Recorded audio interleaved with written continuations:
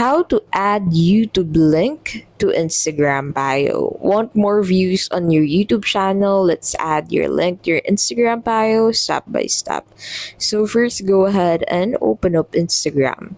Head over into your Instagram profile by clicking on your profile at the bottom right, and then from here, go ahead and look for the edit profile button.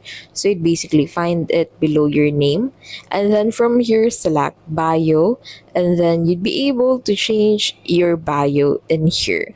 So you can also change the font of your bio by subscribing to Instagram Plus. So in here, go ahead and paste your YouTube channel or video link into the website field, and then click on the save changes, and then click on done, and then your YouTube link now appears on your bio as a clickable link.